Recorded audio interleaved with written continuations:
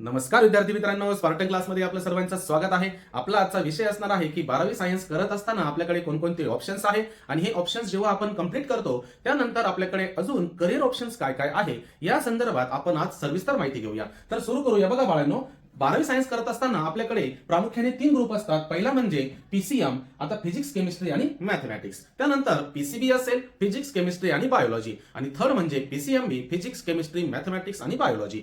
या प्रत्येक ग्रुप नंतर कोणकोणते करिअर ऑप्शन्स आहे या संदर्भात सुद्धा आता आपण माहिती घेऊया. तर बघा बाळांनो, पीसीएम केल्यानंतर प्रामुख्याने मुलं इंजिनिअरिंग कडे जातात. आता इंजिनिअरिंग मध्ये कोर इंजिनिअरिंगच्या काही ब्रांचेस आहे. त्यामध्ये मेकॅनिकल असेल, सिव्हिल, इलेक्ट्रिकल असेल, ईएनटीसी म्हणजे electronics and telecommunication, computer engineering आणि आयटी इंजिनिअरिंग. या इंजिनिअरिंगला प्रवेश घेण्यासाठी काही एंट्रन्स एक्झाम असतात. त्यामध्ये जेईई मेन्स असेल, जेईई ऍडव्हान्स असेल आणि एमएसटी सीईटी असेल. या एंट्रन्स एक्झाम बद्दल जर तुम्हाला अजून माहिती जाणून घ्यायची असेल तर कमेंट बॉक्स मध्ये नक्की सांगा. त्यानंतर बघा, हा जो कोर्स आहे इंजिनिअरिंगचा हा असतो 4 वर्षाचा. यानंतर तुम्ही यांच्यामध्ये काय काय स्कोप आहे तर बघा, सॉफ्टवेअर इंजिनियर होऊ शकता, गव्हर्नमेंट इंजिनियर होऊ शकता, पीएसयू जॉब्स असतील, काही स्टार्टअप असतील, तुम्ही बिझनेस चालू करू शकता. अजून हे जे काही कोर्स सब्जेक्ट आहे यांची तुम्ही इंजिनिअरिंग कंप्लीट करून तुम्ही वेगवेगळ्या ठिकाणी जॉब करू शकता.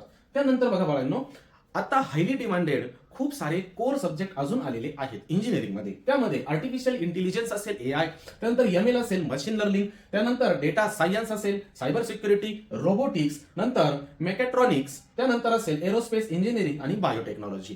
त्यानंतर बघा, सेकंड असेल आर्किटेक्चर आणि डिझायनिंग. आता आर्किटेक्चर मध्ये कोणकोणते कोर्स असतात तर बी आर्क, ओके, म्हणजे बॅचलर ऑफ आर्किटेक्चर. त्यानंतर इंटेरियर डिझाईन असेल, त्यानंतर अर्बन प्लॅनिंग असेल.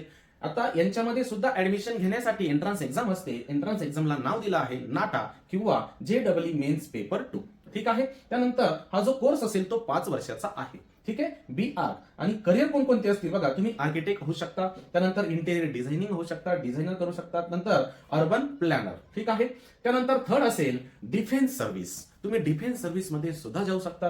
त्यामध्ये बघा एंट्री ऑप्शन असतील एनडीए. एनडीए ही सुद्धा एंट्रन्स एक्झाम आहे. ती जर तुम्ही क्रॅक केली तर तुम्हाला आर्मी, नेव्ही आणि एअरफोर्स जाण्यामध्ये काही ऑप्शन्स असतात. आणि ड्युरेशन असेल 3 वर्षाचा. 3 वर्षाचा आपला काय असतो, कालावधी असतो. करिअर काय असेल, तुम्ही आर्मी ऑफिसर होऊ शकता, नंतर एअरफोर्स पायलट होऊ शकता, नंतर नेव्ही ऑफिसर होऊ शकता. म्हणजे एनडीए थ्रू तुम्ही ऑफिसर होऊ शकता. ठीक आहे, डिफेन्स मध्ये. त्यानंतर मर्चंट नेव्ही. आता मर्चंट नेव्ही मध्ये कोर्स काय करावा लागेल तुम्हाला, ही बीएससी नॉटिकल सायन्स करावं लागेल. त्यानंतर मरीन इंजिनिअरिंग करावी लागेल. हे 2 जर तुम्ही तुमचा कोर्स एज्युकेशन कंप्लीट केलं की एक एक्झाम असते IMUCET. हे एक्झाम क्रॅक करायची आहे. आणि करिअर्स काय असतील तर शिप कप्तान तुम्ही बनू शकता, नंतर मरीन इंजिनियर होऊ शकता. त्यानंतर बघा, हाय असेल आपला एव्हिएशन. आता एव्हिएशन मध्ये काय बघा, कोर्सेस कमर्शियल पायलट ट्रेनिंग असेल, त्यानंतर एअरक्राफ्ट मेंटेनन्स इंजिनिअरिंग असेल आणि एक्झाम असते DGCA एक्झाम. ही एक्झाम क्रॅक करायची आहे.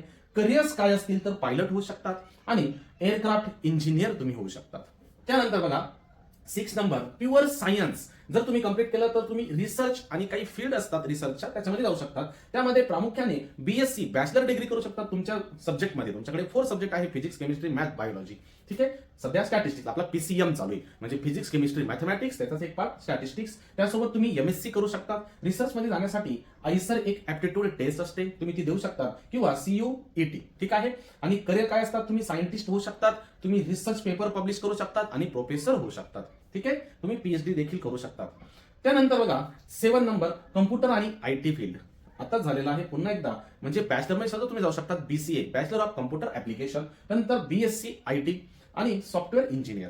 करिअर काय असतील, सॉफ्टवेअर ऍप डेव्हलपर आणि सायबर सिक्युरिटी एक्सपर्ट. त्यानंतर बघा हॉटेल मॅनेजमेंट तुम्ही करू शकता. हॉटेल मॅनेजमेंट मध्ये BHM ही एक डिग्री आहे आणि याच्यासाठी एक एक्झाम असते, ती म्हणजे NCHMCT. ठीक आहे. जेईई थ्रू आपल्याला हॉटेल मॅनेजमेंट करता येतं.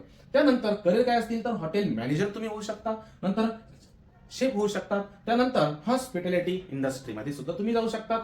त्यानंतर बघा 9 number animation and VFX gaming. ठीक आहे. काही मुलांचा खूप आवडीचा हा विषय आहे. तर बघा कोर्स काय असतील तर अॅनिमेशन असेल, VFX असेल, गेम डिझाईन असेल. यामध्ये करिअर काय असतील तर अॅनिमेटर तुम्ही होऊ शकतात, गेम डिझायनर होऊ शकतात आणि फिल्म इंडस्ट्रीमध्ये तुम्ही जाऊ शकता. ठीक आहे बाळांनो. तर बघा 10 नंबरचा ऑप्शन आहे पॅरामेडिकल. आता पॅरामेडिकल मध्ये सुद्धा मॅथ वाले जाऊ शकतात. त्यामध्ये 2 ऑप्शन आहे, रेडिओलॉजी आणि फिजिओथेरपी. ठीक आहे. आणि 11th आहे टीचिंग फील्ड. तुम्ही रेग्युलर ग्रॅज्युएशन करू शकतात, मास्टर्स करू शकतात तुमच्या सब्जेक्टमध्ये, तुम्ही बीएड करून पीएचडी करू शकतात आणि लेक्चरर होऊ शकतात. लेक्चर तुम्ही स्कूलमध्ये, प्रायव्हेट, सरकारीमध्ये जाऊ शकतात. ओके. आणि प्रोफेसर होऊ शकतात. अशा प्रकारे हे आपल्याकडे करिअर ऑप्शन्स आहे. तुम्हाला कोणाबद्दल जास्त माहिती जाणून घ्यायची आहे तर तुम्ही नक्की कमेंटमध्ये सांगायचं आहे. ठीक आहे. आणि हायली डिमांडेड, हायली सॅलरी असलेले काही जॉब्स आहे बघा. AI, data science, computer science, engineering, pilot असेल, आर्किटेक्चर असेल, मर्चंट नेव्ही, डिफेन्स ऑफिसर. ठीक आहे बाळांनो. तर बघा हा आहे आपला PCM ग्रुप. नंतर आपण घेऊया PCB ग्रुप. ठीक आहे. तर बघा बाळांनो, अशाच नवनवीन व्हिडिओसाठी आपल्या चॅनलला लाईक करा, सबस्क्राईब करा आणि आपल्या मित्रांना शेअर करून ठेवा. आणि तुम्हाला कोणत्या करिअर बद्दल अजून माहिती घ्यायची आहे कमेंट बॉक्समध्ये नक्की सांगा. थँक्यू.